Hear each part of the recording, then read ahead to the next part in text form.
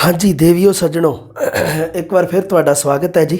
ਸੋ ਇੱਕ ਹੋਰ ਵੱਡਾ ਟੈਸਟ ਜਿਹੜਾ ਆਪਾਂ ਲਿਆ ਸੀਗਾ ਤੇ ਉਹਦੇ ਬਾਰੇ ਵਿਚਾਰ ਚਰਚਾ ਕਰਦੇ ਆਂ ਵੀ ਬੜੇ ਇੰਪੋਰਟੈਂਟ ਪ੍ਰਸ਼ਨ ਸੀ, ਬੜੇ ਵਧੀਆ ਪ੍ਰਸ਼ਨ ਬਣਾਏ ਸੀ ਇਹਦੇ, ਬੜੀ ਮਤਲਬ ਰੀਝਾਂ ਲਾ ਲਾ ਕੇ ਬਣਾਏ ਹੋਏ ਪ੍ਰਸ਼ਨ ਸੀਗੇ ਇਹ। ਸੋ ਇਹਨਾਂ ਬਾਰੇ ਚਰਚਾ ਕਰਦੇ ਆਂ ਜੀ ਜਲਦੀ ਦੇਣੇ। हाँ पहला प्रश्न है केवल मध्यकाल नाल संबंधित काव्य रूप है। देखो प्रश्न की शब्दावली देखनी है तुसी सब तो पहला ध्यान नाल। प्रश्न कह रहा है भी केवल मध्यकाल नाल जिहड़ा जिहदा संबंध केवल मध्यकाल नाल है, सिर्फ तो सिर्फ मध्यकाल नाल, काफ़ी अते वार, किस्सा अते वार, काफ़ी अते किस्सा जां काफ़ी वार अते किस्सा, ਇਹਦੇ ਵਿੱਚੋਂ ਕਿਹੜਾ ਹੈ ਜਿਹੜਾ ਕੇਵਲ ਮੱਧਕਾਲ ਦੇ ਨਾਲ ਸੰਬੰਧਿਤ ਹੈ। ਕੇਵਲ ਮੱਧਕਾਲ ਨਾਲ ਸੰਬੰਧਿਤ ਹੈ ਜੀ ਕਾਫੀ ਅਤੇ ਕਿੱਸਾ। ਹੁਣ ਤੁਸੀਂ ਕਹੋਗੇ ਕਾਫਲੀ ਨਹੀਂ ਕਾਫੀ ਹੈ, ਕਾਫੀ ਅਤੇ ਕਿੱਸਾ ਸੀ ਨੰਬਰ ਆਪਸ਼ਨ ਸਹੀ ਹੈ। ਤੁਸੀਂ ਕਹੋਗੇ ਸਰ ਵਾਰ ਕਿਉਂ ਨਹੀਂ, ਕਿਉਂਕਿ ਵਾਰਾਂ ਦੀ ਰਚਨਾ ਆਦਿ ਕਾਲ ਦੇ ਵਿੱਚ ਵੀ ਹੋਈ ਸੀ। ਅਗਰ ਮੈਂ ਪੁੱਛਦਾ ਕਿ ਮੱਧਕਾਲ ਨਾਲ ਸੰਬੰਧਿਤ ਕਾਵਿ ਰੂਪ ਹੈ, अगर मैं प्रश्न होंदा केवल शब्द हटा के होंदा, आ चक्को मैं केवल शब्द लुको लिया। हुण प्रश्न है मध्यकाल नाल संबंधित लोक काव्य रूप है, सॉरी मध्यकाल नाल संबंधित काव्य रूप है। काव्य रूप मध्यकाल नाल संबंधित तिन्ने ही है, काफ़ी वार ते किस्सा। पर मैं हुण पुछया भी केवल मध्यकाल नाल संबंधित है, तो केवल मध्यकाल नाल संबंधित काफ़ी ते किस्सा है बई। वार है जिहड़ी ये आदिकाल नाल भी संबंधित है तो मध्यकाल नाल भी है। समझे इहदे पिछे कहानी नूं ये याद रखना बई, केवल मध्यकाल नाल संबंधित काफ़ी ते किस्सा ही है। अगला प्रश्न वार विच कथा वस्तु के तीन पक्ष किहड़े किहड़े हुंदे आ जी। मंगलाचरण शंका समाधान, शंका महात्म समाधान, शंका संघर्ष महात्म या शंका संघर्ष समाधान। सो वार विच कथा वस्तु के जिहड़े तीन पक्ष हुंदे आ ओह हुंदे आ जी शंका संघर्ष, शंका संघर्ष ते समाधान। शंका दे विच युद्ध के कारणों का वर्णन, फिर युद्ध की टक्कर संघर्ष दे विच हुंदी है, ते समाधान मतलब उहदा नतीजा सिट्टा की रहा। ठीक है भाई। अगला प्रश्न किहड़ा प्रीत प्रधान किस्सा विदेशी पिछोकड़ नाल संबंधित है। आ देखो क्या बात है, किहड़ा है किस्सा जिहड़ा प्रीत प्रधान भी है ते जिस दा जिहड़ा बैकग्राउंड है, जिहड़ी कथा बैक कहानी है जिहड़ी वो विदेश नाल संबंधित रखती है। आ देखो लै भी क्या बात है, कितना सोहना प्रश्न बनाया। सीरी फरहाद, मिर्जा साहिबा, सस्सी पुन्नू, हीर रांझा, ये प्रीत प्रधान है ये किस्से है ना ਇਹਦੇ ਵਿੱਚੋਂ। ਤੇ ਕਿਹੜਾ ਇਹਦੇ ਵਿੱਚੋਂ ਜਿਹੜਾ ਵਿਦੇਸ਼ੀ ਪਿਛੋਕੜ ਵੀ ਹੈ ਜਿਹਦਾ, ਦੇਖੋ ਕਿਆ ਬਾਤ ਹੈ, ਪ੍ਰਸ਼ਨ ਔਖਾ ਬਣਾਇਆ ਹੈ ਥੋੜਾ ਜਿਹਾ। ਠੀਕ ਹੈ ਬਾਈ। ਸੋ ਇਹਦੇ ਵਿੱਚੋਂ ਮਿਰਜ਼ਾ ਸਾਹਿਬਾ ਤੇ ਸੱਸੀ ਪੁੰਨੂ ਹੀਰ ਰਾਂਝਾ, ਇਹ ਤਾਂ ਮਤਲਬ ਪੰਜਾਬ ਦੀ ਧਰਤੀ ਦੇ ਜਾਂ ਕਹਿ ਲਓ ਵੀ ਆਪਣੀ ਧਰਤੀ ਤੇ ਆ, ਦੇਸੀ ਆਪਣੀ ਮਤਲਬ ਆਪਣੀ ਧਰਤੀ ਤੇ ਹੈ। ਵਿਦੇਸ਼ੀ ਧਰਤੀ ਦਾ ਕਿੱਸਾ ਜਿਹੜਾ ਇਹ ਸੀਰੀ ਫਰਹਾਦ ਹੈ। ਠੀਕ ਹੈ ਬਾਈ। ਆਹ ਹੈ ਪ੍ਰੀਤ ਪ੍ਰਧਾਨ ਕਿੱਸਾ ਹੀ ਹੈ ਪਰ ਹੈ ਵਿਦੇਸ਼ੀ, ਇਹਦੀ ਕਹਾਣੀ ਵਿਦੇਸ਼ੀ ਹੈ। ਅਗਲਾ ਪ੍ਰਸ਼ਨ ਕਵਿਤਾ ਰੂਹਾਂ ਦੀ ਬੋਲੀ ਹੈ। उपरोक्त परिभाषा किने कहा भी कविता तो रूह, रूह आत्मा नूं कहंदे आ बई, रूह आत्मा, कविता रूहां की बोली है। प्रोफैसर मोहन सिंह, प्रोफैसर पूरन सिंह, भाई वीर सिंह, धनी राम चातरिक। कविता रूहां की बोली है ये बई प्रोफैसर पूरन सिंह ने कहा है। साध भाषा है ना, कविता मतलब कि साध क्या ना भी मिठे बचन, इस तरह कोई साध इस तरह कोई शब्द है, प्रोफैसर पूरन सिंह ने कहे। प्रोफैसर मोहन सिंह ने कविता नूं मस्ती क्या है, भाई वीर सिंह ने कविता नूं वलवले दी उपज क्या है। इस तरह करके याद रखने तुसी। अगला प्रश्न गीत काव्य रूप आ की कीता है। 5 नंबर प्रश्न हाँ गीत काव्य रूप का जन्म किस भाव की स्थिति विच हुंदा है। गीत काव्य रूप का जन्म, गीत काव्य रूप का जन्म किस भाव की स्थिति में होंदा है। सहज भाव, कोमल भाव, तीबर भाव, संखेप भाव।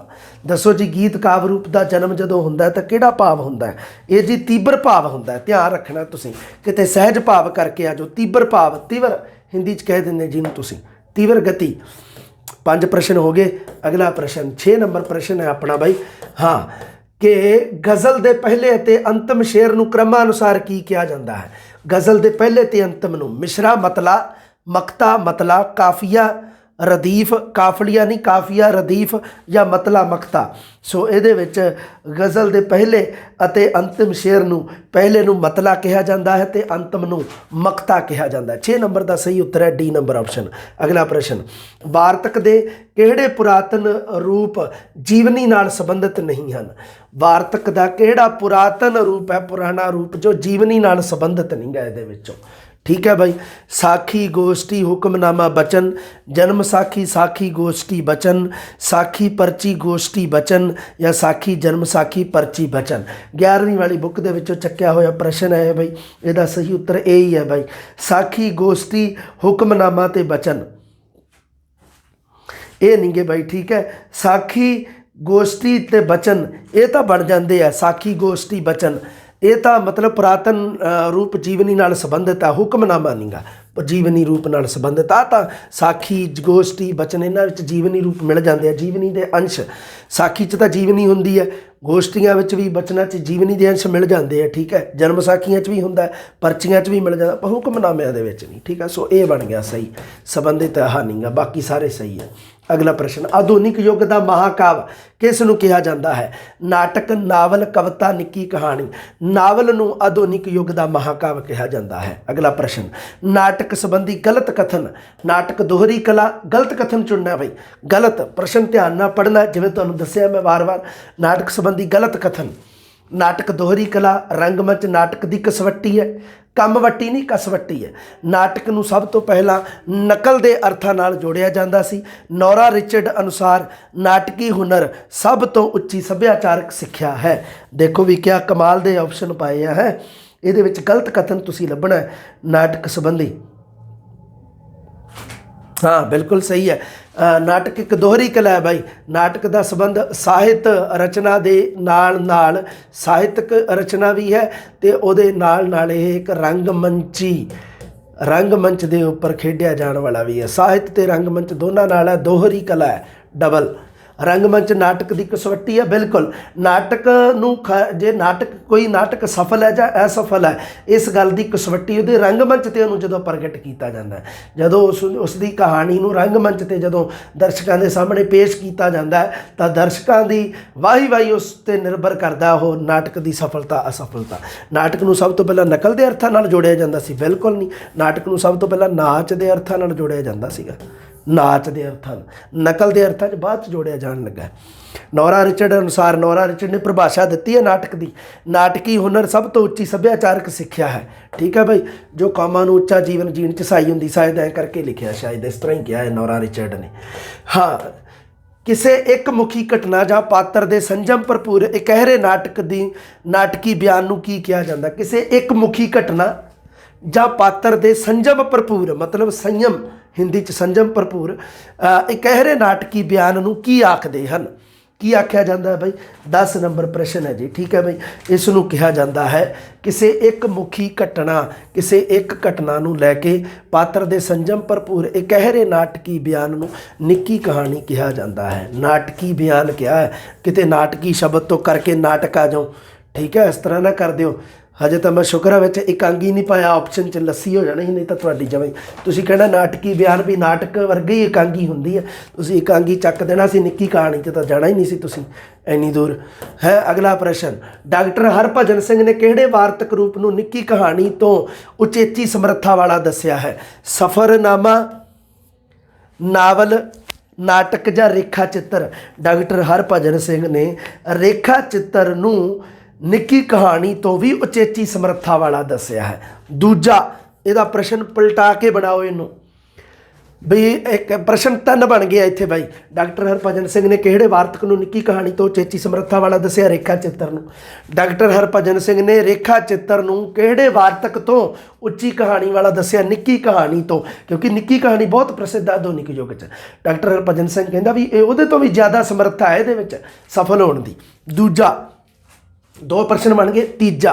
तीजा प्रश्न देखो भी, रेखा चित्र नूं निक्की कहानी तो उचेची समर्था वाला किसने दस्या है? डॉक्टर हरभजन सिंह ने। आ चको 3 प्रश्न एक दे विच, ठीक है भाई। अगला प्रश्न, असंगत चुनो भाई।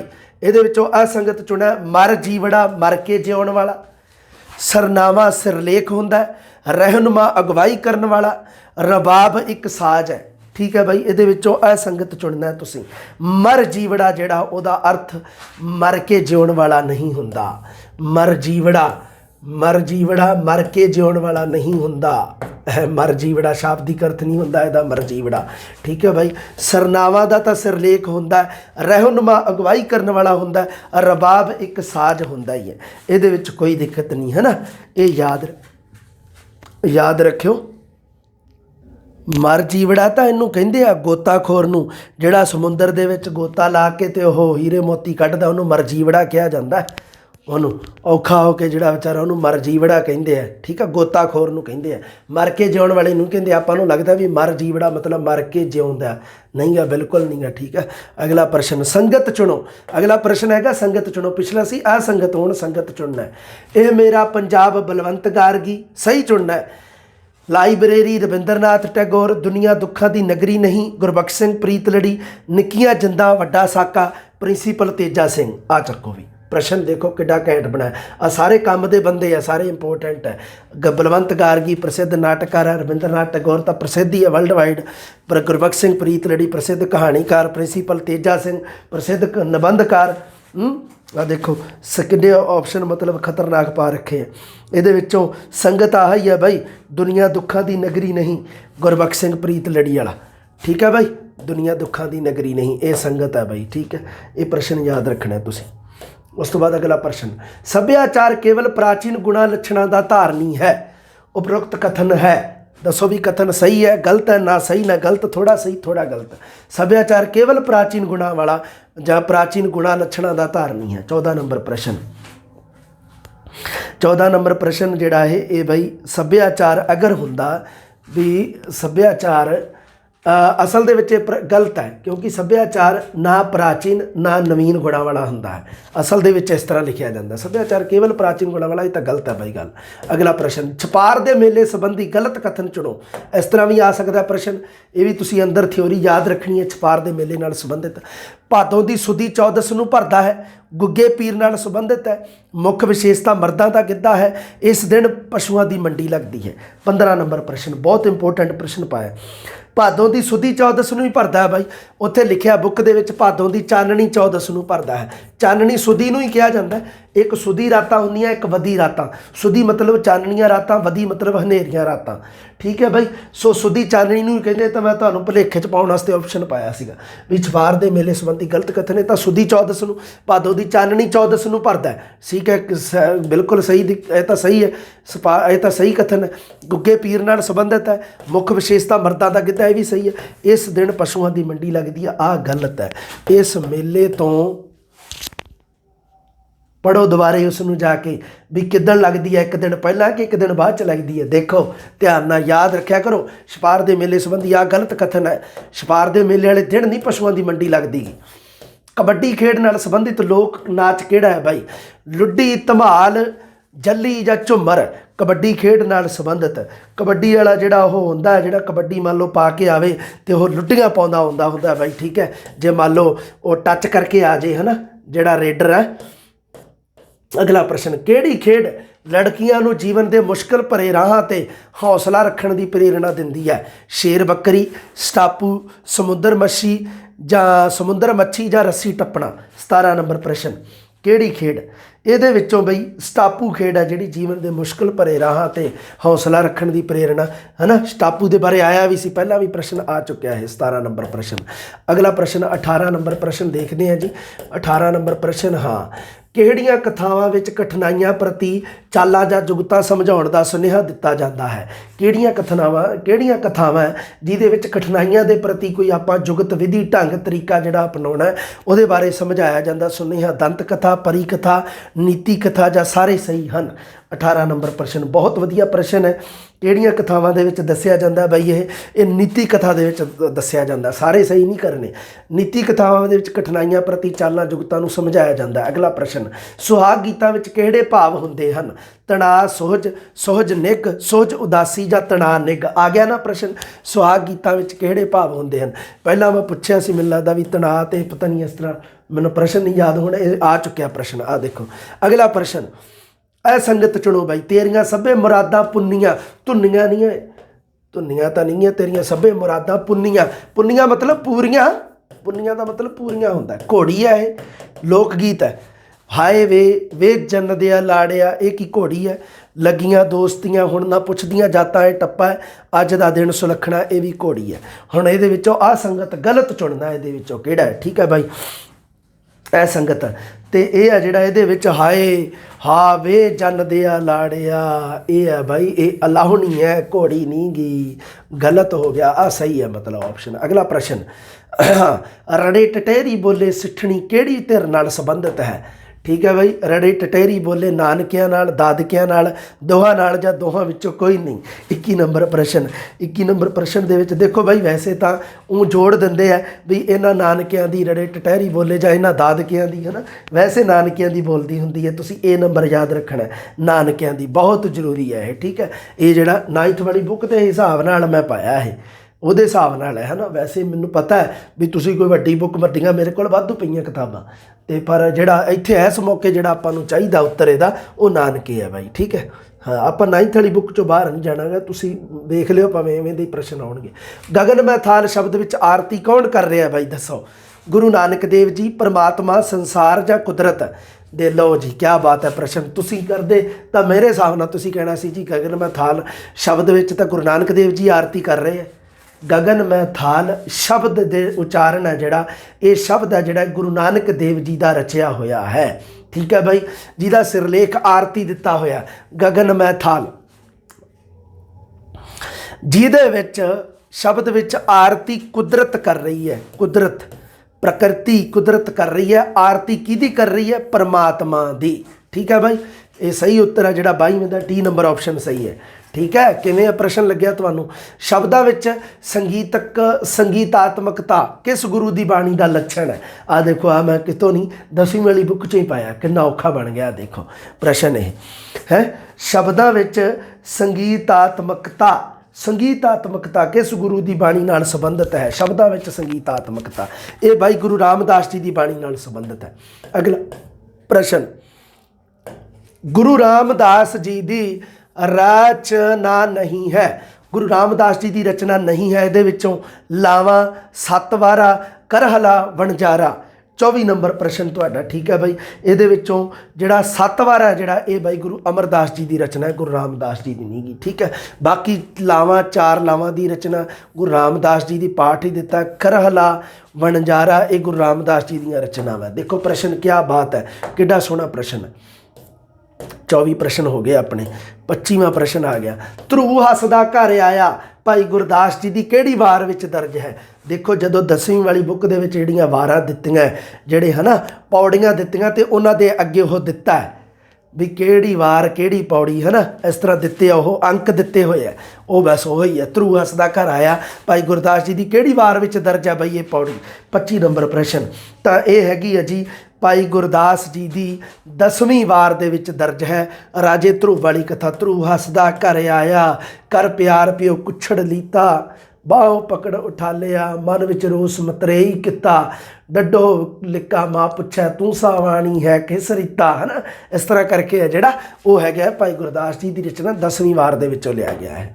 ਅਗਲਾ ਪ੍ਰਸ਼ਨ, ਮੂਰਖ ਨੂੰ ਅਸਵਾਰੀ ਹਾਥੀ ਘੋੜਿਆਂ, ਪੰਡਤ ਪੈਰ ਪਿਆਦੇ ਪਾਟੇ ਜੋੜਿਆਂ, ਇਹ ਕਿਹਦੀ ਰਚਨਾ ਹੈ ਭਾਈ? ਮੀਆਂ ਵਜੀਦ ਬੁੱਲੇ ਸ਼ਾਹ, ਭਾਈ ਗੁਰਦਾਸ, ਭਾਈ ਵੀਰ ਸਿੰਘ। ਇਹ ਹੈਗੀ ਹੈ ਜੀ, ਵਜੀਦਾ ਕੌਣ ਸਾਹਿਬ ਨੂੰ ਆਖੇ, ਇਉਂ ਨਹੀਂ ਇੰਜ ਕਰ, ਇਹ ਮੀਆਂ ਵਜੀਦ ਹੈ ਭਾਈ। ਅਗਲਾ ਪ੍ਰਸ਼ਨ, ਧਨੀ ਰਾਮ ਚਾਤਰਕ, ਧਨੀ ਰਾਕ ਕਰਤਾ ਵਿਚਾਰੇ ਦਾ ਨਾਮ ਦੇਖੀ ਲੈ, ਧਨੀ ਰਾਮ ਚਾਤਰਕ ਦੀ ਰਚਨਾ ਨਹੀਂ ਹੈ। ਸੁਖੀ ਜਿਉਣ ਦੀ ਕੁੰਜੀ, ਵਿਸਾਖੀ ਦਾ ਮੇਲਾ, ਹਾਲੀ ਦਾ ਗੀਤ ਜਾਂ ਨਵੀਂ ਬਹਾਰ, ਇਹਦੇ ਵਿੱਚੋਂ ਕਿਹੜੀ ਹੈ ਜਿਹੜੀ ਧਨੀ ਰਾਮ ਚਾਤਰਕ ਦੀ ਕਵਿਤਾ ਨਹੀਂ ਹੈ? ਦੇਖਿਆ ਪ੍ਰਸ਼ਨ ਆਇਆ ਨਜ਼ਾਰਾ? ਹਾਲੀ ਦਾ ਗੀਤ ਹੈ ਜਿਹੜੀ, ਇਹ ਨਹੀਂ ਗੀ ਭਾਈ। ਠੀਕ ਹੈ, ਬਾਕੀ ਤਾਂ ਸੁਖੀ ਜਿਉਣ ਦੀ ਕੁੰਜੀ, ਹੈ ਨਾ, ਸੁੱਖ ਨੀਂਦੇ ਜੇ ਸੁੱਤਾ, ਚਾਹੇ ਵਸ ਨਾ ਪਈ ਅਮੀਰਾਂ ਦੇ, ਬੰਦੀ ਜਨ ਦੇ ਹਲੂਏ ਨਾਲੋਂ ਟੁਕੜੇ ਭਲੇ ਫਕੀਰਾਂ ਦੇ, ਹੈ।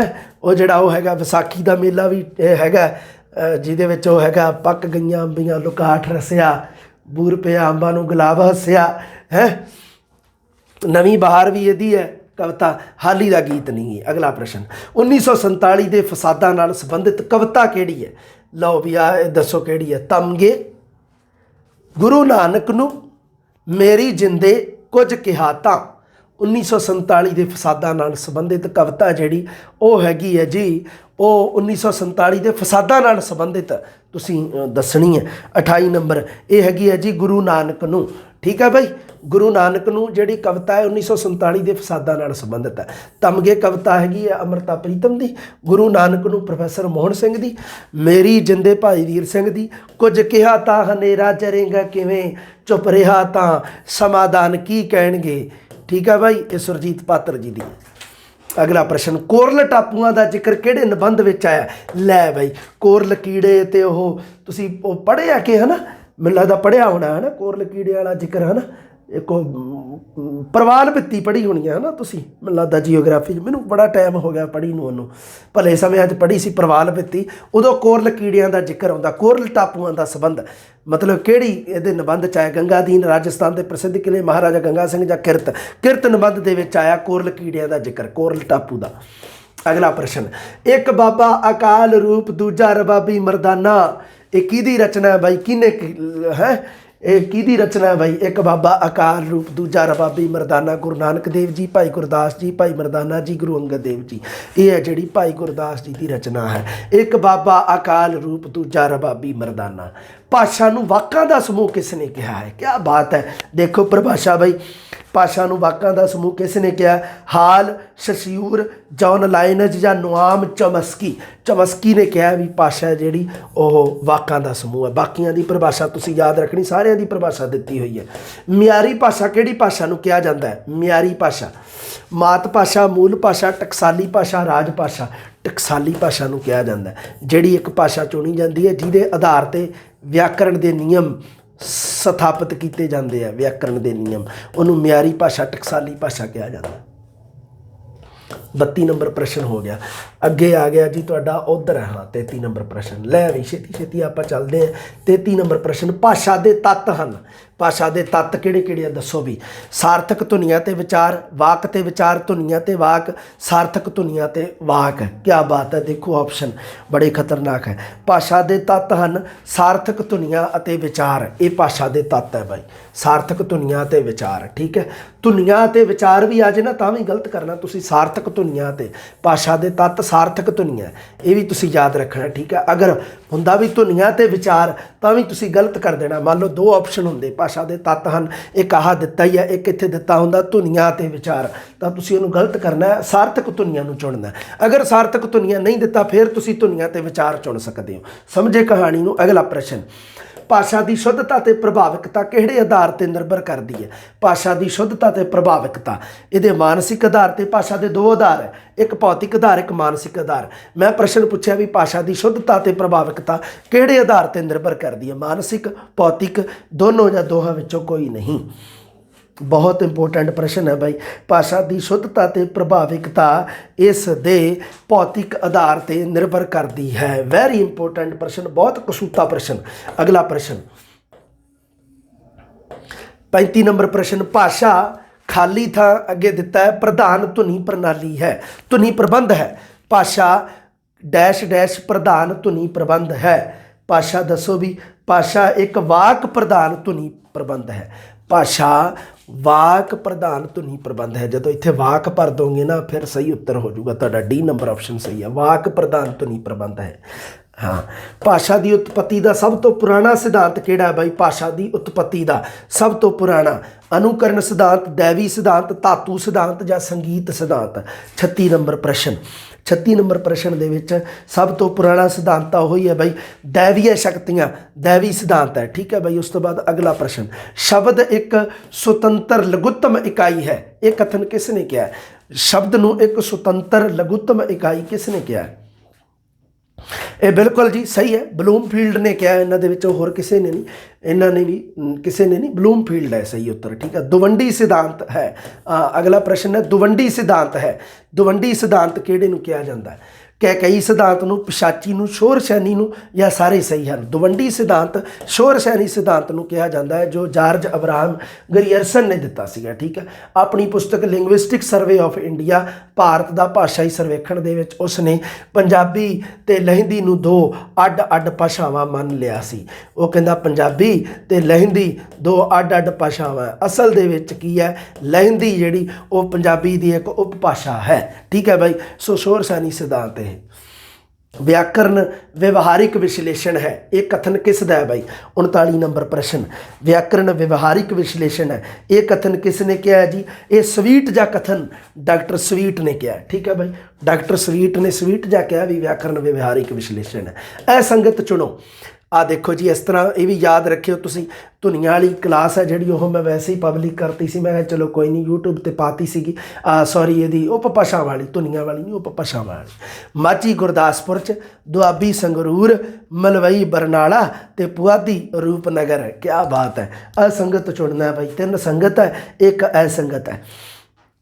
ਇਹਦੇ ਵਿੱਚ भाई दुआबी संगरूर, संगरूर ਦੇ ਵਿੱਚ नहीं दुआबी बोली जाती, दुआबे का तो आ ही है ਤੁਹਾਡਾ ਜਿਹੜਾ ਗੜ੍ਹ ਹੈ ਦੁਆਬੇ ਦਾ, ਇਹ ਜਲੰਧਰ ਹੈ ਨਾ, ਇਹਦੇ ਵਿੱਚ ਆ ਸੰਗਤ ਹੈ, ਇਹ ਸੰਗਰੂਰ ਨਹੀਂ। ਮਾਝੀ ਤਾਂ ਗੁਰਦਾਸਪੁਰ 'ਚ, ਮਲਵਈ ਬਰਨਾਲੇ 'ਚ ਹੀ ਸਹੀ ਹੈ। ਪੁਆਧੀ ਹੈ ਜਿਹੜੀ ਰੂਪਨਗਰ, ਰੋਪੜ ਜਿਹੜਾ ਹੈ ਨਾ, ਜਿਹਦਾ ਇਤਿਹਾਸ ਦੇ ਵਿੱਚ ਵੀ ਨਾਮ ਆਉਂਦਾ ਜਦੋਂ ਤੁਸੀਂ ਉਹ ਪੜ੍ਹਦੇ ਆ ਪੁਰਾਤਤਵਕ ਸਥਲ ਕਿਹੜੇ ਹੁੰਦੇ ਆ, ਉਹਦੇ ਵਿੱਚ ਰੂਪਨਗਰ ਰੋਪੜ ਦਾ ਨਾਮ ਆਉਂਦਾ। ਅਗਲਾ ਪ੍ਰਸ਼ਨ, ਗੁਰਮੁਖੀ ਵਰਣਮਾਲਾ ਵਿੱਚ ਹਨ, ਗੁਰਮੁਖੀ ਵਰਣਮਾਲਾ ਵਿੱਚ ਹਨ। देखो हुण मैं तुहाडा इत्थे प्रश्न सैट कर दिना। 41 वर्ण 7 वर्ग, 35 वर्ण 8 वर्ग, 41 वर्ण 8 वर्ग या 35 वर्ण 7 वर्ग। देखो हुण मैं तुहाडे इत्थे सारियां गल्लां क्लीयर कर दिना। इहदा उत्तर पहलां सुन लो की है। इहदा उत्तर है 41 वर्ण 8 वर्ग। देखो मैं पुछया भी गुरमुखी वर्णमाला विच हन, गुरमुखी वर्णमाला विच हन मतलब वर्तमान दे विच पुछ रहा मैं। अगर मैं प्रश्न इनू बनाना चाहता तो मैं ऐ भी पूछ सकता सी भी वर्तमान विच गुरमुखी वर्णमाला विच है। ठीक है भाई, तो तुसी फिर भी कह देना सी 41 वर्ण 8 वर्ग। अगर मैं क्या गुरमुखी वर्णमाला विच हन तो इहदा उत्तर यही बनूगा 41 वर्ण हन, मतलब वर्तमान दे विच किन्ने एवें पुछने, वर्तमान दे विच 41 वर्ण है, 8 वर्ग है इहदे। ठीक है भाई, 8 पंक्तियां इहदियां। सो मैं अगर कहां भी मूल रूप विच गुरमुखी विच, गुरमुखी वर्णमाला विच, फिर इहदा उत्तर चेंज हो जाऊगा, फिर इहदा उत्तर बन जूगा 35 वर्ण 7 वर्ग। अगर मैं मूल रूप लिखता नाल। ठीक है भाई, समझ गए ना कहानी नूं। अगर मान लो तुसी जिवें मान लो गुरमुखी लिपि अड्ड किस प्रश्न बनाता भी गुरमुखी लिपि विच किन्ने वर्ण हन, वर्णमाला विच किन्ने वर्ण हन, इक्को ही गल है। गुरमुखी लिपि के शब्दां जिहड़े गुरमुखी लिपि नूं लिखण वास्ते जिहड़े ओह अंकित किए गए लिपि चिन्ह, उन्होंने समूहिक रूप विच वर्णमाला कहा जाता, इक्को ही गल है। इन्हां चीज़ों तो पजल होवोगे, पजल करने वाले तुहानूं दुनिया ते बहुत है। इन्हां चीज़ों तो मैं तां ही कह दिंदा हुन्ना भी मेरी नहीं वाह बई, क्योंकि मैं सारे नहीं तुहाडीआं गल्लां सानूं नहीं दस सकदा। तुसीं इहदे पिछे कंसैप्ट आप क्लीयर करना, बहुत बारी मैं गल्लां दस चुकी हाँ। अगर मूल गुरमुखी वर्णमाला विच हन, अगर मैं पुछां भी मूल रूप विच, तां मूल रूप दे विच मतलब पहलां सब तो पहला ये 35 वर्ण सीगे, 7 वर्ग बनते सीगे। 8वां वर्ग है जिहड़ा वो बाद विच जोड़िया गया है ना, जिहदे विच 5 फारसी प्रभाव वालियां ते एक है जिहड़ी ਉਹ ਜਿਹੜੀ ਹੈਗੀ ਆ ਉਹ ਮਾਝੇ ਦੀ ਜਿਹੜੀ मतलब ਜਿਹੜੀ ਲੱਲੇ ਪੈਰ ਬਿੰਦੀ ਹੈ ਜਿਹੜੀ ਉਹ ਸਾਡੇ मतलब ਕੀ ਹੈ ਇਹ यूनीवर्सिटी वालों जोड़ियां गई ये बाद वाली जी लल्ले पैर बिंदी है जी फारसी दियाँ 5 है, ध्यान च रखना, फारसी दियाँ 5 है। लल्ले पैर बिंदी है वो फारसी नूं नहीं प्रगटाउंदी। ठीक है भाई, ये ध्यान रखना है तुसीं। ठीक है हाँ। अगला प्रश्न, जुड़वे अखर हन, जुड़वे अखर किहड़े है भाई? है य वह, य रै वह, है रै य, है रै वह। क्या बात है। जुड़वे अखर हन, जुड़वे अखर हाहा रारा ते वावा, जिन्होंने संयुक्त व्यंजन भी कहा जाता है। जुड़वे अखर संयुक्त व्यंजन भी कहते हैं इन्हों। ठीक है भाई। ईडी संबंधी मात्रावां का सही रूप है। आ देखो इस तरह का प्रश्न भी बन सकता है। तुसीं हुण तिन्ने स्वरां दे नाल संबंधित मात्रावां का सही रूप दसना है ना, क्योंकि स्वरां दे नाल निर्धारित कीतियां गईयां। अगर मान लो कोई ऐ पुछ ले भी कक्के नाल संबंधित मात्रा का सही रूप है तो ये कोई मतलब नहीं बनता, क्योंकि कक्के नूं तां सारियां ही लग जाणगियां। कक्के नूं तां दसे दियां दसे लगदियां भलिओ, कक्के नूं मुक्ते दी भी मुक्ते रूप च भी आऊगा। कन्ना सिहारी बिहारी औंकड़ दलैंकड़ ला दुला होड़ा कनोड़ा सारियां लग जाणियां कक्के नूं। पर ईड़ी नूं भाई निश्चित है, स्वरां नूं तां निश्चित कीतियां गईयां। ईड़ी नूं 3 लगणगियां, ऊड़े नूं 3 लगणगियां, ऐड़े नूं 4 लगणगियां। ये तुसीं याद रखणियां भी किहड़ियां किहड़ियां लगणगियां, बस यही है। ठीक है भाई। ईड़ी संबंधी मात्रावां दा सही रूप 43 नंबर प्रश्न तुहानूं पता ही है। ईड़ी नूं बिहारी लगदी है, ईड़ी नूं सिहारी लगदी है, ईड़ी नूं ला लगदी है। 3 ही लगदियां मात्रावां। आ चक्को, बाकी गलत है। अगला प्रश्न, ਬਿੰਦੀ ਦੀ ਵਰਤੋਂ ਕਿਹੜੀ ਲਗਾ ਨਾਲ ਨਹੀਂ ਹੁੰਦੀ? ਆ ਦੇਖੋ ਲਓ ਵੀ, ਬਿੰਦੀ ਦੀ ਵਰਤੋਂ ਜਿਹੜੀ 6 ਲਗਾ ਨਾਲ ਹੁੰਦੀ ਹੈ, ਟਿੱਪੀ ਦੀ ਵਰਤੋਂ ਹੈ ਜਿਹੜੀ ਉਹ 4 ਲਗਾ ਨਾਲ ਹੁੰਦੀ ਹੈ। ਬਸ ਆ ਯਾਦ ਰੱਖਣਾ ਹੈ, ਠੀਕ ਹੈ ਬਾਈ। ਹਾਂ, ਬਿੰਦੀ ਦੀ ਵਰਤੋਂ 6 ਲਗਾ ਨਾਲ ਹੁੰਦੀ ਹੈ ਤੇ ਉਹ ਵੀ ਯਾਦ ਰੱਖਣੀ ਹੈ ਕਿਹੜੀਆਂ ਕਿਹੜੀਆਂ ਨਾਲ, ਠੀਕ ਹੈ ਬਾਈ। ਬਿੰਦੀ ਦੀ ਵਰਤੋਂ ਕਿਹੜੀ ਲਗਾ ਨਾਲ ਨਹੀਂ ਹੁੰਦੀ? ਬਿੰਦੀ ਦੀ ਵਰਤੋਂ ਹੈ ਜਿਹੜੀ ਉਹ ਦੁਲੈਂਕੜ ਨਾਲ ਨਹੀਂ ਹੁੰਦੀ, ਦੁਲੈਂਕੜ ਨਾਲ, ਠੀਕ ਹੈ ਬਾਈ। ਇਹ ਤੁਸੀਂ ਯਾਦ ਰੱਖਣਾ ਹੈ, ਠੀਕ ਹੈ।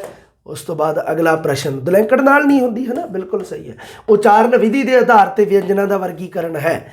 ਡਕਵੇਂ ਵਿਅੰਜਨ, ਨਾਸਕੀ ਵਿਅੰਜਨ, ਖਹਿਵੇ ਵਿਅੰਜਨ ਜਾਂ ਕੰਠੀ ਵਿਅੰਜਨ। ਉਚਾਰਨ ਵਿਧੀ ਦੇ ਆਧਾਰ ਤੇ 45 ਨੰਬਰ ਪ੍ਰਸ਼ਨ, ਉਚਾਰਨ ਵਿਧੀ ਦੇ ਆਧਾਰ ਤੇ ਕਿਹੜਾ ਹੈ ਜਿਹੜਾ ਵਿਅੰਜਨਾਂ ਦਾ ਵਰਗੀਕਰਨ ਨਹੀਂਗਾ?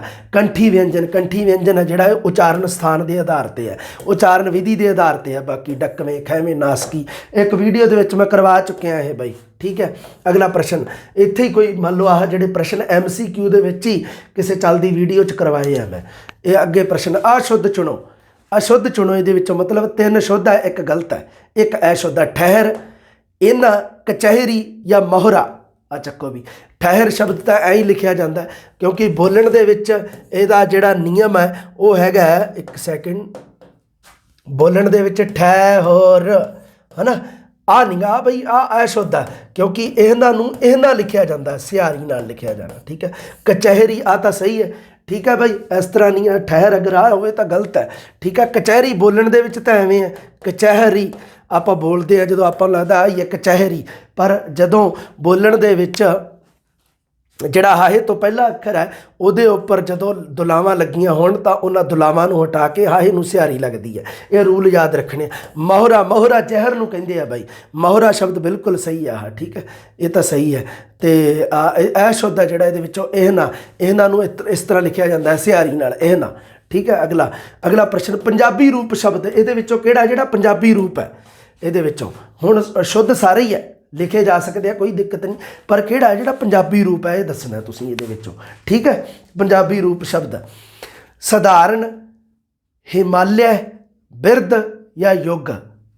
ਪੰਜਾਬੀ ਰੂਪ ਸ਼ਬਦ ਤੁਸੀਂ ਇਹਦੇ ਵਿੱਚੋਂ ਚੁਣਨਾ 47 ਨੰਬਰ ਪ੍ਰਸ਼ਨ ਦੇ ਵਿੱਚੋਂ।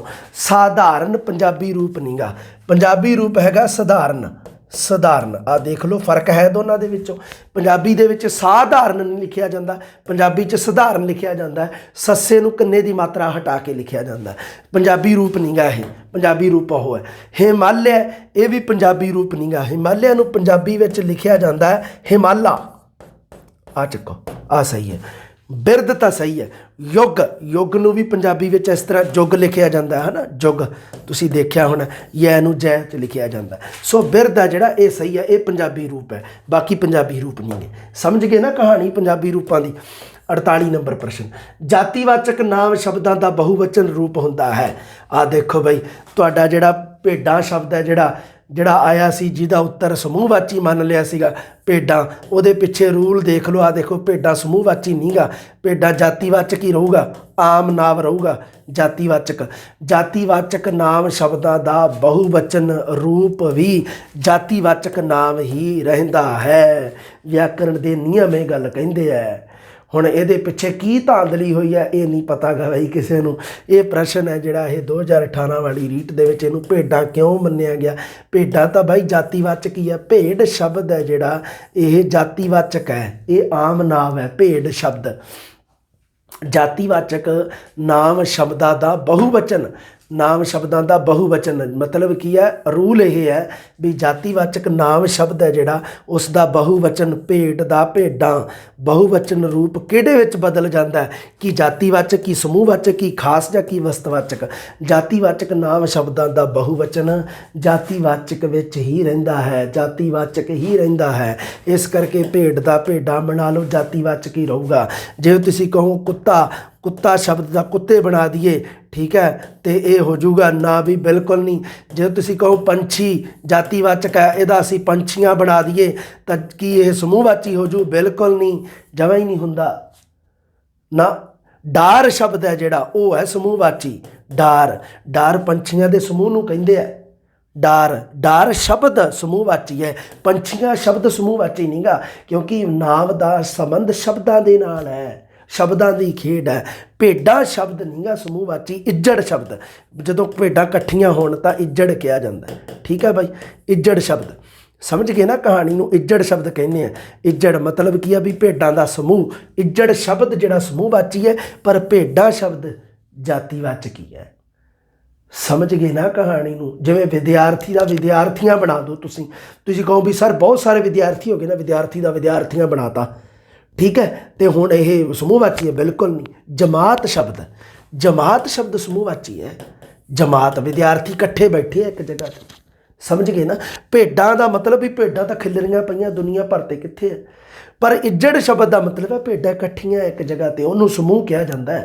खिलरे होए नूं समूह नहीं कहिंदे, बुझड़ो कहने का मतलब है मेरा है। ठीक है भाई, अगला प्रश्न, मैं वो ये शब्द है जिहड़ा बुझड़ो, ये तुहानूं नहीं किया, ये पिछे जिन्हां लोगों ने यह मतलब किया जिहड़ा मैं उन्होंने ये शब्द नाल संबोधन किया। ठीक है भाई, क्योंकि यह बहुत वड्डी गलती है यार, ये व्याकरण नूं एवें करना, मतलब ये तो है ना, बड़ी समस्या वाली गल है। इस तरह नहीं होना चाहिए गा ये। हाँ, हो गए अपने प्रश्न, हो गए 48। लो जी 49 नंबर प्रश्न ते आ जाइए छेती छेती। 49 नंबर, 49, पूजा एक विद्यार्थन है, वो तीजी जमात विच पढ़ती है। उदाहरण विच ओ किहड़ा पढ़नाव है? निश्चयवाचक, अनिश्चय, संबंधवाचक या पुरखवाचक? पूजा एक विद्यार्थन है, ਉਹ शब्द पूजा वास्ते वरत्या गया है। पूजा शब्द है जिहड़ा ਉਹ ਇਹਦੇ ਵਿੱਚ ਉਹ शब्द पुरखवाचक पढ़नाव है, तो ये भी किहड़ा पुरख है भाई? तीजा पुरख। ठीक है भाई, तीजा पुरख। अगला प्रश्न, प्रकारवाची क्रिया विशेषण की उदाहरण है। प्रकारवाची क्रिया विशेषण, अंदर, अन्नेवाह, बहुत, दोहरा, दोहरा रिपीट करना जिन्हों कह देंगे दोहरा, भी मतलब उसनूं दोहरा के बोलने की आदत सी, इस तरह कहते हैं ना जो आप। प्रकारवाची क्रिया विशेषण की उदाहरण है। प्रकारवाची अंदर, बहुत, दोहरा जा अन्नेवाह। सो ये अन्नेवाह शब्द है जिहड़ा वो हैगा प्रकारवाची। वो अन्नेवाह तुरया गया, उहदा तुरन दा प्रकार अन्नेवाह, ढंग किहड़ा तरीका, किहड़ा प्रकार। संबंध सूचक पिछेतर हुंदे हन। संबंध सूचक पिछेतर की हुंदे आ भाई? पूर्ण संबंधक हुंदे आ, अपूर्ण हुंदे आ, दोनों या दोहां विचों कोई नहीं। 52 नंबर प्रश्न का सही उत्तर है जिहड़े संबंध सूचक पिछेतर हमेशा पूर्ण संबंधक हुंदे हन, याद रखना है। ठीक है भाई, अगला प्रश्न, सिंह गिणती विच थोड़े सन फिर भी बहादरी नाल लड़े, वाक दी किस्म है? सधारण, संयुक्त, मिश्रित या सरल? सो ये हाँ, सिंह गिणती विच थोड़े सन, ये भाई मिश्रित वाक है भाई। फिर भी बहादरी नाल लड़े, सिंह गिणती विच थोड़े सन फिर भी बहादरी नाल लड़े, ये जिहड़ा है मिश्रित वाक है, जिहदे विच एक सुतंत्र वाक दे विच दूजा अधीन उपवाक है। ठीक है भाई, ये तुसीं याद रखना है। हाँ, अगला प्रश्न, हाय ओए किन्नी सोहनी कुड़ी है। क्या बात है, उदाहरण, हाय ओए किन्नी सोहनी कुड़ी है, विस्मिक है। मैं जिवें विस्मिक जदों पढ़ाई सी तां मैं तुहानूं कहा सी भी आह शब्द जिहड़े विस्मिक नूं प्रगट करदे आ, उन्हां दे आधार ते तुसीं विस्मिक नहीं लाउणा, अगे शब्द दी भावना समझनी है। किन्नी सोहनी कुड़ी है, वैसे हाय शब्द जदों निकलता है जां हाय होए वो दुख के भावां नूं प्रगट करता है, पर इत्थे अगे वाक पढ़िया जदों ये दुख का भाव नहीं गा बई। किन्नी सोहनी कुड़ी है मतलब ये दुख की गल है, ये दुख का भाव नहीं गा बई। इच्छावाचक, हैरानीवाचक, प्रशंसावाचक या संबोधनी, जदों अगे वाक पूरा पढ़ोगे फिर तुहानूं पता लगू भी हाय होए शब्द का संबंध कला ਉਹਦੇ ਨਾਲ ਨੀਗਾ भी हैरानीवाचक ਜਾਂ एक ਹੁੰਦਾ शोकवाचक, हाय मैं मर गया, वो शोकवाचक है, पर इत्थे हाय होए किन्नी सोहनी कुड़ी है इस वाक के भाव नूं प्रगट करदा प्रशंसावाचक विस्मिक है। ठीक है भाई, 54 नंबर प्रश्न का आ गया जी। सॉरी, प्रशंसा नहीं होए, हैरानी है, मतलब वो दुबारे सही, दुबारे हाय होए किन्नी सोहनी कुड़ी है, ये जिहड़ा वाक भाव नूं प्रगट कर रहा है हैरानी वाले भाव नूं, सो ये हैरानीवाचक है। ठीक है भाई, लिंग संबंधी संगत चुनो बई, मतलब 3 असंगत है तो 1 संगत है। गायक दा गायकी, सरदार दा सरदारी, लाल दा लाली, दर्जी दा दर्जन। गायक दा गायकी नहीं बनता, गायक दा गायका बनता, सरदार दा सरदारी नहीं बनता, सरदार दा सरदारनी बनता। ठीक है भाई, लाल दा लाली, अच्छा नहीं बनता बिल्कुल भी नहीं। तो जिहड़ा डी नंबर ऑप्शन है दर्जी दा दर्जन, बिल्कुल सही है, दर्जी मेल तो दर्जन फीमेल। लो जी आ सही है। वचन संबंधी संगत चुनो, लो भी वचन संबंधी सही चुनना है। तीन तीन वचन संबंधी संगत चुनना है, मतलब तीन असंगत है एक संगत है वो चुनना है। सिर दा सिरा बहुवचन बन जाता है दा सन, चोर दा चोर, मुंडा दा मुंडिया। सो वचन संबंधी संगत सिर दा सिरा नहीं बनता, सिर दा सिर ही रहिंदा हुंदा है। ठीक है भाई, ठीक है भाई। उसने अपना सिर वार दिता, मतलब एक सिर वारिया, उन्होंने अपने सिर वार दिते, ये सिर बहुवचन है। सिर का बहुवचन सिर ही होंदा। ठीक है भाई। सिरा संबंध की रूप है दा सन नहीं बनता भाई, है दा हन बनता होंदा, सन सी दा बनता होंदा। ठीक है। चोर दा चोर, मुंडा दा मुंडिया, मुंडा दा मुंडिया भी नहीं बनता, आ है सन गलत हो गया, मुंडा दा मुंडे बनता होंदा भाई। ठीक है। मुंडिया संबंध की रूप है, ये मुंडे बनूगा। चोर दा चोर ही रहिंदा होंदा, ये वचन संबंधी संगत वचन चोर दा चोर, मतलब चोर आया ते चोर आए। चोर आया विच आया शब्द तो आया क्रिया तो पता लग्या भी चोर है जिहड़ा है एक सी। चोर आए आए शब्द तो पता लग्या भी चोर एक तो ज़्यादा सी। इस करके चोर शब्द चोर ही रहा, चोर दा चोरा नहीं बनाया आप, ते चोर दा चोरा बनाउण दी लोड़ नहीं पई। चोर दा बहुवचन चोर ही हुंदा है, वचन संबंधी संगत है। ठीक है। इस तरह के याद रखने हैं तुसी। 56 प्रश्न आपां कर लिया। अगला प्रश्न, पिता ने बच्चे लई खिडौना लिआंदा, वाक विच कारक किहड़ा है भाई? कर्म, करण, करता, कर्म, कर्म संप्रदान, करता संप्रदान। 57 नंबर प्रश्न, बहुत इंपोर्टेंट प्रश्न है। यह हैगा जी, पिता ने बच्चे लिए खिडौना लिआंदा, वाक विच दो कारक आए है भाई, एक करता कारक तो एक संप्रदान कारक। ठीक है भाई। पिता ने करता कारक है तो बच्चे लई संप्रदान है। ठीक है भाई, दोने हो गए। ਇਹਦਾ डी नंबर ऑप्शन करता ते संप्रदान। अगला प्रश्न, उन्होंने अज इत्थे आउण दी संभावना है, वाक विच काल किहड़ा है भाई? उन्होंने अज इत्थे आउण दी संभावना है, वाक विच काल किहड़ा? भविष्यत, वर्तमान, भूतकाल जां कोई नहीं। अज आउण दी संभावना है, जदों आउण दी संभावना प्रगटाई जाए तो उदों हुंदा है जी वो भविष्यत काल। ठीक है भाई, ये भी याद रखना है तुसीं। उस तो बाद अगला प्रश्न, आप अगेतर नाल बनिया शब्द नहीं है, ये विचों किहड़ा शब्द है जिहड़ा आप अगेतर नाल नहीं बनिया? ये लभना है तुसीं। ठीक है। आप अगेतर दे नाल बनिया शब्द नहीं है, किहड़ा? सॉरी, आप नहीं, अप है। आप नहीं, अप अगेतर नाल बनिया शब्द नहीं है। अपकीरत, अपनत, अपवाद या अपमान। लो जी, क्या बात है, कितने सोहने ऑप्शन पाए हैं। अप अगेतर नाल बनिया शब्द नहीं है। अपकीरत बिल्कुल सही है, कीरत दे अगे अप अगेतर है। उस तो बाद वाद दे अगे अपवाद सही है, मान दे अगे अप लग्या है। पर अणत, अपनत, अपनत मतलब अपनेपन की भावना, उन्होंने अपनत कहा जाता है। अपनत अपने आप दे विच मतलब अपना शब्द तो बनिया कर लो तुसी, अपना शब्द तो मतलब अपना दे पिछे अपनत तय पिछेतर लग्या होया है, पिछेतर ना बनिया शब्द है, अप अगेतर नाल नहीं बनिया।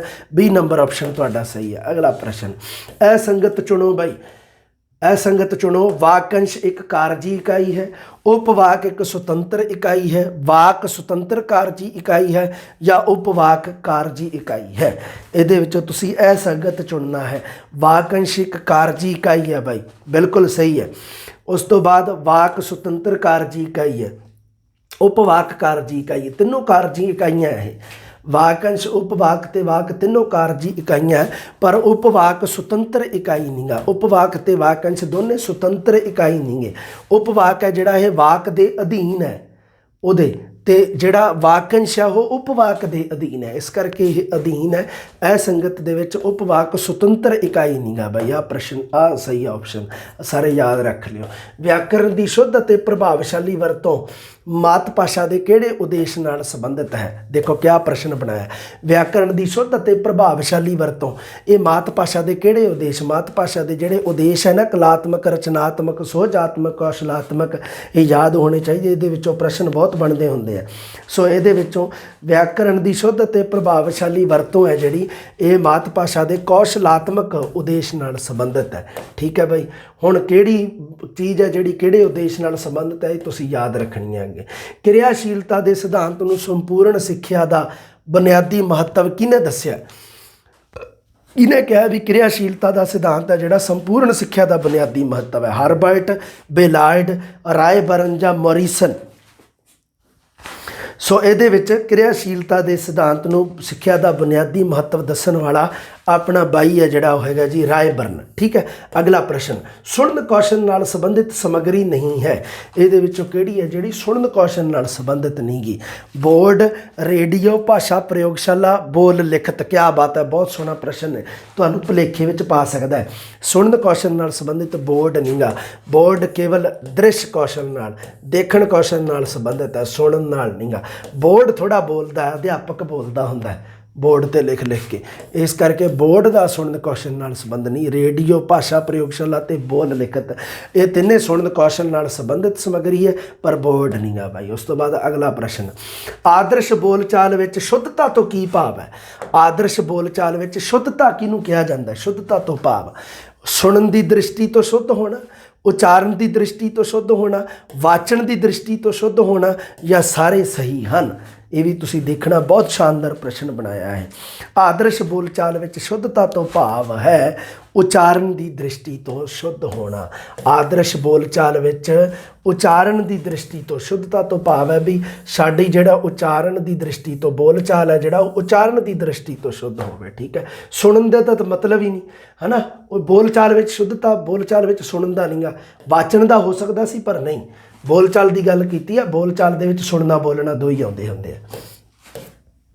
ਉਸ ਤੋਂ ਬਾਅਦ ਅਗਲਾ ਪ੍ਰਸ਼ਨ। ਠੀਕ ਹੈ ਬਾਈ, ਅਗਲਾ ਪ੍ਰਸ਼ਨ ਦੀ ਗੱਲ ਕਰਦੇ ਹਾਂ। ਜਦੋਂ ਤੁਸੀਂ ਧਿਆਨ ਨਾਲ ਪੜ੍ਹੋਗੇ ਫੇਰ ਹੈ ਇਹ ਗੱਲਾਂ ਸਾਰੀਆਂ, ਕਿਉਂਕਿ ਇਸ ਤਰ੍ਹਾਂ ਦਾ ਹੀ ਪ੍ਰਸ਼ਨ ਆਇਆ ਸੀਗਾ ਆਦਰਸ਼ ਬੋਲਚਾਲ ਵਾਲਾ, ਅਤੇ ਉਹ ਬਹੁਤ ਸਾਰੇ ਸਟੂਡੈਂਟ ਡਿਬੇਟ ਹੀ ਕਰਦੇ ਰਹੇ, ਮੇਰੇ ਨਾਲ ਹੀ ਉਲਝੇ ਪਏ ਰਹੇ। ਮੈਂ ਕਿਹਾ ਯਾਰ ਮੇਰੇ ਨਾਲ ਕਾਹਤੋਂ ਉਲਝਦੇ ਆ ਤੁਸੀਂ? ਵੀ ਮੈਂ ਜਦੋਂ ਸਿੱਧਾ ਡਾਇਰੈਕਟ ਦੱਸੀ ਜਾਂਦਾ, ਨਹੀਂ ਸਰ ਰੱਖੀ ਐਵੇਂ ਵੀ ਆਪ ਕਰ ਰਹੇ ਆ ਤੁਸੀਂ, ਹੁਣ ਮੈਂ ਉਹਦਾ ਕੀ ਕਰਾਂ? ਵੀ ਮੈਂ ਤੁਹਾਨੂੰ ਧੱਕੇ ਨਾ ਸਹੀ ਕਰਵਾਦਾ, ਦੱਸੋ? ਇਸ ਤਰ੍ਹਾਂ ਕਰਕੇ ਉਦੋਂ ਹੁੰਦਾ ਜਦੋਂ ਤੁਸੀਂ ਧਿਆਨ ਨਾਲ ਚੀਜ਼ਾਂ ਨੂੰ ਨਹੀਂ ਪੜ੍ਹ ਕੇ ਜਾਂਦੇ। ਜਦੋਂ ਤੁਸੀਂ ਬਹੁਤ ਸਾਰੇ ਪ੍ਰਸ਼ਨ ਪੜ੍ਹ ਕੇ ਚੱਲ ਜਾਂਦੇ ਆ, ਮੁੜ ਕੇ ਉੱਥੇ ਜਾ ਕੇ ਤੁਹਾਡੀ ਐਸੀ ਤੈਸੀ ਹੋ ਜਾਂਦੀ। ਇਸ ਕਰਕੇ ਇਦੋਂ ਚੰਗਾ ਆਪਦੇ ਕੰਸੈਪਟ ਥਿਓਰੀ, ਮੈਂ ਆਪਣੀ ਜ਼ਿੰਦਗੀ ਦੇ ਵਿੱਚ ਕਦੇ ਵੀ ਕੋਈ ਟੈਸਟ ਸੀਰੀਜ਼ ਨਹੀਂ ਸੀ ਦੇਖੀ ਅਤੇ ਮੈਂ ਦੂਜੀ ਰੈਂਕ ਪ੍ਰਾਪਤ ਕੀਤੀ ਹੈ। ਇਹਦੇ ਪਿੱਛੇ ਕਾਰਨ ਇਹੀ ਹੈ ਵੀ ਮੈਂ ਕੰਸੈਪਟ ਕਲੀਅਰ ਰੱਖੇ, ਉੱਥੇ ਜਾ ਕੇ ਡਾਇਰੈਕਟ ਬਸ ਮੈਨੂੰ ਪਤਾ ਲੱਗਦਾ ਸੀ ਆਹ ਪ੍ਰਸ਼ਨ ਦਾ ਉੱਤਰ ਆ, ਉੱਤਰ ਆ। ਲੋਕੀ ਤਰਸਦੇ ਆ, ਲੋਕੀ ਇੱਕ ਵੈਸੇ ਤਾਂ ਵੀ ਮਤਲਬ ਮੇਰੀ ਦੂਜੀ ਰੈਂਕ, ਪਹਿਲੀ ਰੈਂਕ ਸੁਖਦੀਪ ਖਾਰਾ ਜੀ ਦੀ ਹੈ ਨਾ। ਸੁਖਦੀਪ ਖਾਰਾ ਜੀ ਤਾਂ ਨੌਲੇਜ ਬਹੁਤ ਹੈ, ਪੰਜਾਬੀ ਦੇ ਵਿੱਚ ਗਿਆਨ ਬਹੁਤ ਹੈ, ਪਰ ਮੈਂ ਇਹ ਗੱਲ ਦਾਅਵੇ ਨਾਲ ਕਹਿੰਦਾ ਵੀ ਮੇਰੇ ਜਿੰਨੇ ਫਸਟ ਪੇਪਰ ਦੇ ਵਿੱਚ ਮੇਰੇ 45 ਪ੍ਰਸ਼ਨ ਸਹੀ ਹੋਇਆ ਫਸਟ ਗ੍ਰੇਡ ਦੇ ਵਿੱਚੋਂ। ਇਹਦੇ ਪਿੱਛੇ ਕਾਰਨ ਕੀ ਸੀ? ਹਰ ਗੱਲ ਦਾ ਕੰਸੈਪਟ ਕਲੀਅਰ ਕੀਤਾ ਮੈਂ ਸਾਇੰਸ ਵੀ ਪੜ੍ਹ ਲਈ, ਮੈਂ ਮੈਥਸ ਵੀ ਪੜ੍ਹ ਲਈ, ਸਾਰਾ ਕੁਛ ਹੀ ਪੜ੍ਹਿਆ ਸੀਗਾ। ਅਤੇ ਇਹ ਹੁੰਦਾ, ਇਹ ਇੱਕ ਮਤਲਬ ਉਹ ਆਪਣੇ ਆਪ ਨੂੰ ਥੋੜ੍ਹਾ ਜਿਹਾ ਨਾ ਤਪਾਉਣਾ ਪੈਂਦਾ। ਤਾਂ ਇਹ ਚੀਜ਼ਾਂ ਹੈ, ਮੈਂ ਤਾਂ ਹੀ ਕਹਿੰਦਾ ਉਹਨਾਂ ਵੀ ਸਫਲਤਾ ਦਾ ਸ਼ਾਰਟਕੱਟ ਨਹੀਂ ਬਣਿਆ ਹਜੇ ਤੱਕ ਕੋਈ। ਸ਼ਾਰਟਕੱਟ ਵਾਲੇ ਤਾਂ ਬਾਈ ਉਹੀ ਰਹਿ ਰੂ ਜਾਂਦੇ ਹੁੰਦੇ ਆ ਵਿਚਾਰੇ, ਉਹੀ ਮਧਾਲੇ ਜਾਂਦੇ ਆ। ਅਗਲਾ ਪ੍ਰਸ਼ਨ, ਉੱਚੀ ਵਾਚਨ ਨਾਲ ਸੰਬੰਧਿਤ ਪ੍ਰਕਿਰਿਆ ਕਿਹੜੀ ਹੈ ਬਾਈ? ਉੱਚੀ ਵਾਚਨ ਨਾਲ ਸੰਬੰਧਿਤ ਅੱਖਰਾਂ ਨੂੰ ਦੇਖਣਾ, ਅੱਖਰਾਂ ਨੂੰ ਪਛਾਣਨਾ, ਕਿਹੜੀ ਕਿਰਿਆ ਨਹੀਂ ਹੈ ਉੱਚੀ ਵਾਚਨ ਨਾਲ ਸੰਬੰਧਿਤ? ਆ ਦੇਖੋ, ਮੈਂ ਹੀ ਅਣਗਹਿਲੀ 'ਚ ਪੜ੍ਹ ਗਿਆ, ਇਹਨੂੰ ਦੇਖ ਲਓ ਅਤੇ ਤੁਹਾਡਾ ਉੱਥੇ ਕੀ ਹਾਲ ਹੋਊਗਾ ਹੈ। ਉੱਚੀ ਵਾਚਨ ਨਾਲ ਸੰਬੰਧਿਤ ਕਿਹੜੀ ਪ੍ਰਕਿਰਿਆ ਨਹੀਂ ਹੈ? ਅੱਖਰਾਂ ਨੂੰ ਦੇਖਣਾ, ਅੱਖਰਾਂ ਨੂੰ ਪਛਾਣਨਾ, ਅੱਖਰਾਂ ਨੂੰ ਸੁਣਨਾ, ਸ਼ਬਦਾਂ ਨੂੰ ਸਮਝਣਾ। ਅੱਖਰਾਂ ਨੂੰ ਕਿੱਥੋਂ ਸੁਣਨਾ ਹੁੰਦਾ? ਉੱਚੀ ਵਾਚਨ ਦੇ ਵਿੱਚ ਅੱਖਰਾਂ ਨੂੰ ਦੇਖਿਆ ਜਾਂਦਾ, ਅੱਖਰਾਂ ਨੂੰ ਪਛਾਣਿਆ ਜਾਂਦਾ, ਫਿਰ ਸ਼ਬਦਾਂ ਨੂੰ ਸਮਝਿਆ ਜਾਂਦਾ। ਅੱਖਰਾਂ ਨੂੰ ਸੁਣਨ ਦਾ ਕੋਈ ਨਹੀਂ ਹੁੰਦਾ, ਆਹ ਪ੍ਰਕਿਰਿਆ ਨਹੀਂ ਹੁੰਦੀ। 65 ਨੰਬਰ ਦਾ C ਨੰਬਰ ਆਪਸ਼ਨ ਸਹੀ ਹੈ। ਪੜ੍ਹਨ ਕੌਸ਼ਲ ਦੀ ਕਿਹੜੀ ਵਿਧੀ ਅਧਿਆਪਕ ਦਾ ਪ੍ਰਸਥਾਪਨ ਕਰਦੀ ਹੈ? ਕਿਹੜੀ ਹੈ ਪੜ੍ਹਨ ਕੌਸ਼ਲ ਦੀ ਵਿਧੀ ਜਿਹੜੀ ਅਧਿਆਪਕ ਦੀ ਜਗ੍ਹਾ ਚੇਂਜ ਕਰਦੀ ਹੈ? ਅਧਿਆਪਕ ਦਾ ਪ੍ਰਸਥਾਪਨ। ਲੈ ਵੀ ਕਿਆ ਬਾਤ ਹੈ, ਬੜੀ ਸ਼ਾਨਦਾਰ ਪ੍ਰਸ਼ਨ ਪਾਇਆ ਹੈ। ਸੰਯੁਕਤ ਵਿਧੀ, ਪ੍ਰਸਥਾਪਨ ਵਿਧੀ ਵੀ ਪਾਤਾ ਮੈਂ, ਸਮੂਹਿਕ ਪਾਠ ਵਿਧੀ ਦਾ ਭਾਸ਼ਾ ਸਿੱਖਿਆ ਯੰਤਰ ਵਿਧੀ। ਪੜ੍ਹਨ ਕੌਸ਼ਲ ਦੀ ਕਿਹੜੀ ਵਿਧੀ ਅਧਿਆਪਕ ਦਾ ਪ੍ਰਸਥਾਪਨ ਕਰਦੀ ਹੈ? ਭਾਸ਼ਾ ਸਿੱਖਿਆ ਯੰਤਰ ਵਿਧੀ ਅਧਿਆਪਕ ਦਾ ਪ੍ਰਸਥਾਪਨ ਕਰਦੀ ਹੈ, ਪ੍ਰਸਥਾਪਨ ਵਿਧੀ ਨਹੀਂ ਕਰਦੀਗੀ। ਠੀਕ ਹੈ ਬਾਈ। ਅਗਲਾ ਪ੍ਰਸ਼ਨ, ਵਿਆਖਿਆ ਵਿਧੀ ਵਿੱਚ ਕਿਹੜੀ ਵਿਧੀ ਦੀ ਵਰਤੋਂ ਨਹੀਂ ਹੁੰਦੀ? ਵੈਸੇ ਤੁਹਾਨੂੰ ਪਤਾ ਪ੍ਰਸਥਾਪਨ ਵਿਧੀ ਹੈ ਜਿਹੜੀ ਉਹ ਅੱਖਰਾਂ ਨੂੰ ਪਲਟਾ ਕੇ ਨਵੇਂ ਅੱਖਰ ਬਣਾਉਣੇ, ਲਿਖਣ ਕੌਸ਼ਲ ਦੇ ਵਿੱਚ ਵਰਤੀ ਵੀ ਜਾਂਦੀ ਹੈ, ਪਰ ਇੱਥੇ ਪੜ੍ਹਨ ਕੌਸ਼ਲ ਦੀ ਗੱਲ ਹੋ ਰਹੀ ਸੀਗੀ। ਭਾਸ਼ਾ ਸਿੱਖਿਆ ਯੰਤਰ ਵਿਧੀ ਹੈ ਜਿਹੜੀ ਅਧਿਆਪਕ ਦੀ ਥਾਂ 'ਤੇ ਭਾਸ਼ਾ ਸਿੱਖਿਆ ਯੰਤਰਾਂ ਦਾ ਇਸਤੇਮਾਲ ਕੀਤਾ ਜਾਂਦਾ। ਅਧਿਆਪਕ ਦਾ ਪ੍ਰਸਥਾਪਨ ਹੋ ਗਿਆ ਨਾ, ਸਮਝੇ ਨਾ। ਵਿਆਖਿਆ ਵਿਧੀ ਵਿੱਚ ਕਿਹੜੀ ਵਿਧੀ ਦੀ ਵਰਤੋਂ ਨਹੀਂ ਹੁੰਦੀ? ਤੁਲਨਾ, ਸ਼ਬਦਾਰਥ, ਵਿਆਸ ਵਿਧੀ ਜਾਂ ਸਮੀਖਿਆ ਵਿਧੀ। ਵਿਆਖਿਆ ਵਿਧੀ ਤੁਹਾਨੂੰ ਪਤਾ ਹੀ ਹੈ 3 ਵਿਧੀਆਂ ਦੇ ਨਾਲ ਬਣੀ ਹੈ ਨਾ, ਕਿ 3 ਵਿਧੀਆਂ ਇਹਦੇ ਵਿੱਚ ਵਿਆਖਿਆ ਵਿਧੀ ਦੇ ਵਿੱਚ। ਤੇ ਉਪ ਵਿਧੀਆਂ ਲਾ ਲਓ, ਹੈ ਨਾ। ਜਿਵੇਂ ਵਿਆਖਿਆ ਵਿਧੀ ਦੇ ਵਿੱਚ ਕਿਹੜੀ ਵਿਧੀ ਦੀ ਵਰਤੋਂ ਨਹੀਂ ਹੁੰਦੀ? ਸ਼ਬਦਾਰਥ ਵਿਧੀ ਨਹੀਂ ਹੁੰਦੀ। ਵਿਆਖਿਆ ਵਿਧੀ 'ਚ ਤੁਲਨਾ, ਵਿਆਸ ਤੇ ਸਮੀਖਿਆ ਹੁੰਦੀ ਹੈ। ਸਮੀਖਿਆ ਮਤਲਬ ਆਲੋਚਨਾ, ਜਿਹਨੂੰ ਕਹਿ ਦਿੰਦੇ ਆ ਗੁਣ ਦੋਸ਼ਾਂ ਦੀ ਜਾਂਚ, ਸਮੀਖਿਆ ਕਿਹਾ ਜਾਂਦਾ ਉਹਨੂੰ। ਸ਼ਬਦਾਰਥ ਵਿਧੀ ਨਹੀਂ ਹੁੰਦੀ। 67 ਦਾ B ਨੰਬਰ ਆਪਸ਼ਨ ਸਹੀ ਹੈ। ਰਚਨਾ ਅਤੇ ਅਭਿਆਸ ਦੁਆਰਾ ਵਿਆਕਰਣ ਸੰਬੰਧੀ ਨਿਯਮ ਕਿਹੜੀ ਵਿਧੀ ਰਾਹੀਂ ਸਮਝਾਏ ਜਾਂਦੇ ਹਨ? ਰਚਨਾ ਤੇ ਅਭਿਆਸ ਰਾਹੀਂ ਵਿਆਕਰਣ ਦੇ ਨਿਯਮ ਦੱਸਣੇ, ਇਹ ਕਿਹੜੀ ਵਿਧੀ ਆ? ਪ੍ਰਯੋਗ ਵਿਧੀ, ਸਹਿ ਸੰਬੰਧ, ਪ੍ਰਤੱਖ ਭਾਸ਼ਾ ਵਿਧੀ ਜਾਂ ਪਾਠ ਪੁਸਤਕ ਵਿਧੀ। 68 ਨੰਬਰ ਪ੍ਰਸ਼ਨ ਇਹ ਜੀ ਪ੍ਰਤੱਖ ਭਾਸ਼ਾ ਵਿਧੀ ਹੈ।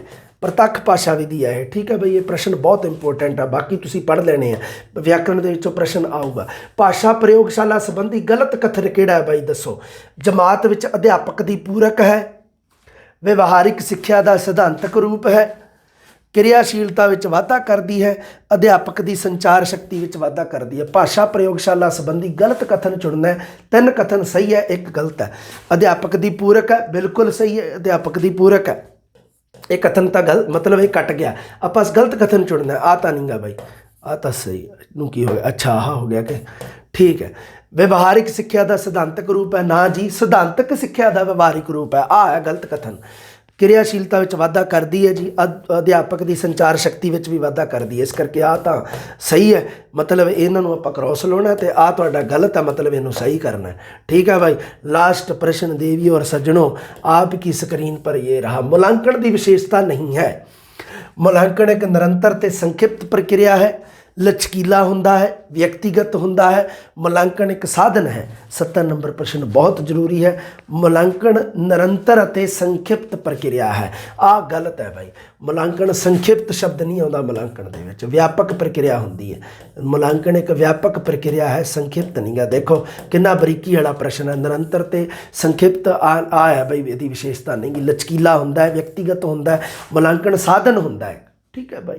सो इस तरह करके आ प्रश्न भी तुसी याद रखने भाई देवी और सज्जनों। इस तो बाद एक होर अपनी वो बस हैगी क्लास मैं बनाई सीगी ਉਹਦੇ ਕੀ ਨਾ ਲੈਂਦੇ ਆ ਕੋਈ 50 ਪ੍ਰਸ਼ਨ ਹੋਰ ਹੈ ਜਿਹੜੇ ਮਤਲਬ ਪਰਿਭਾਸ਼ਾ ਨਾਲ ਸੰਬੰਧਿਤ ਹੈ, ਪੈਡਾਗੋਜੀ ਦੇ, ਉਹ ਵੀ ਕਰਵਾ ਦੂੰਗਾ। ਤੇ ਫਿਰ ਬਸ ਤੁਹਾਡੀ ਜੈ ਜੈਕਾਰ ਹੀ ਹੈ ਜੀ। ਸੋ ਠੀਕ ਹੈ ਵਿਦਿਆਰਥੀਓ, ਸਤਿ ਸ਼੍ਰੀ ਅਕਾਲ।